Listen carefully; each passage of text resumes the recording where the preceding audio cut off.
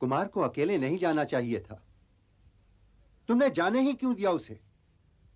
क्या तुम नहीं जानती थी कि कुरुस सेना के साथ किस किस के ध्वज आएंगे? भीष्म, द्रोणाचार्य, कृपाचार्य, और इनमें से किसी एक को भी इंद्र तक नहीं ललकार सकते।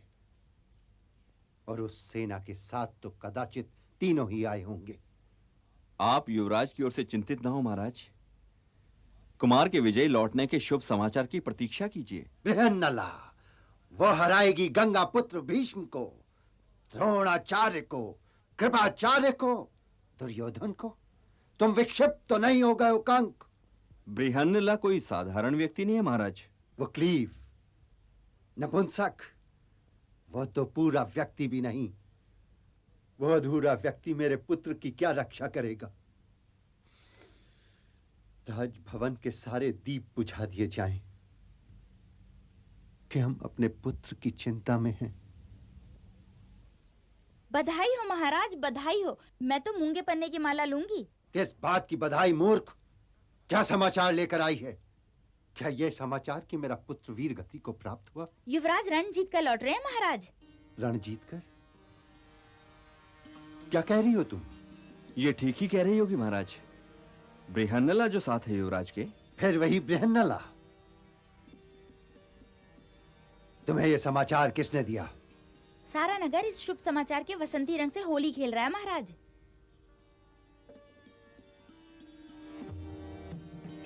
महाराज की जय हो। सुना तुमने? कुमार ने कुरु सेना को पराजित कर दिया। बृहन्नला तो विजय का ध्वज है ही महाराज। राजभवन की ओर आने वाले मार्ग पर झंडे लगाए जाएं। देवी देवताओं की मूर्तियों को फूलों की मालाओं से सुसज्जित किया जाए।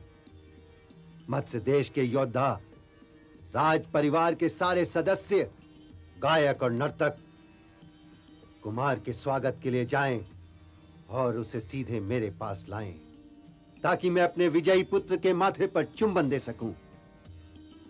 पुत्रा से कहा जाए कि वह अपने प्रिय अनुज के स्वागत के लिए राजभवन के द्वार पर प्रतीक्षा करे।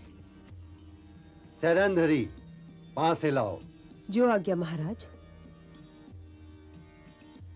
उत्तर के आने तक हम कंक के साथ चौसर खेलेंगे। मादकता और द्यूत का कोई मेल नहीं है महाराज। मादकता? आनंद का अपना एक विशेष मद होता है महाराज। तुम यही सोच रहे हो ना कि आज तुम मुझे हरा लोगे? मैं आज तुमसे हारने के लिए ही खेलना चाहता हूं कंक, क्योंकि युद्ध में जो तुमने मेरी सहायता की थी उसका तुमने पारितोषक नहीं लिया। आज चौसर में मेरी पराजय ही तुम्हारा पारितोषक होगा।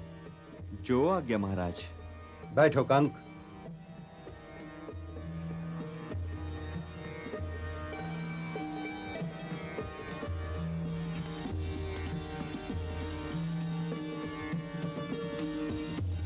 मैं ये सोच सोच कर फूला नहीं समा रहा कंक कि मेरे पुत्र ने भीष्म पितामह की सेना को पराजित कर दिया। बृहन्नला जैसा सारथी हो तो विजय पर आश्चर्य नहीं करना चाहिए महाराज। दुष्ट ब्राह्मण, उस नपुंसक से मेरे पुत्र की तुलना करता है? भीष्म, द्रोणाचार्य, कृपाचार्य, अश्वत्थामा और कर्ण जैसे योद्धाओं को वो क्लीव पराजित करेगा। बृहन्नला से तो राजकुमार की तुलना हो ही नहीं सकती महाराज।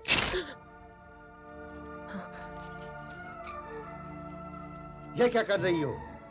महाराज की जय हो। युवराज ने राजभवन में प्रवेश किया। राजकुमारी उनकी आरती उतार रही हैं। सुनो, इसका प्रयत्न करो कि कुमार के साथ अर्जुन यहाँ ना आए, क्योंकि तुम तो जानती हो वो मेरा बहता हुआ लहू नहीं देख सकता। वो महाराज को मार डालेगा। जाओ, चली जाओ। हाँ।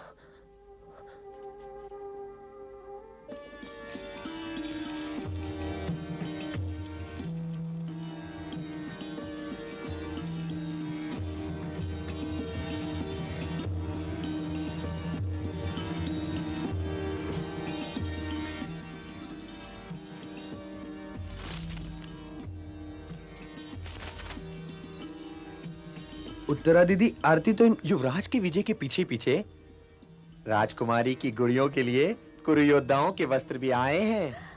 सच? हाँ। रिहनला, ये सुनाकर तो तुमने मुझे बहुत प्रसन्न कर दिया। धन्यवाद।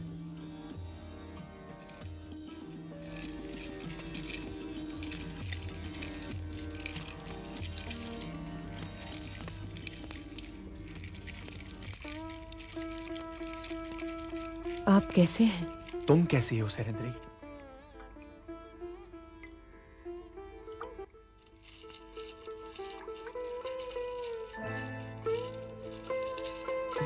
आओ पुत्र, आओ। आयुष्मान भव।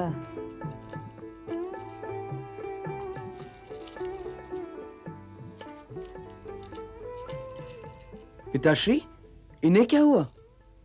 इस दुष्ट को मैंने मारा है पुत्र। आपने?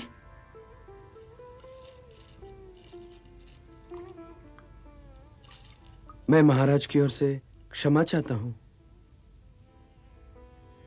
मैंने तो उन्हें चोट लगने से पहले ही क्षमा कर दिया था युवराज, किंतु यदि मेरे रक्त की एक बूंद भी इस भूमि पर टपक गई होती तो इस राज्य की सीमा रेखा मिट गई होती, और मैं ये नहीं चाहता था, क्योंकि इस राज्य ने मुझे तब आश्रय दिया था जब मुझे इसकी आवश्यकता थी।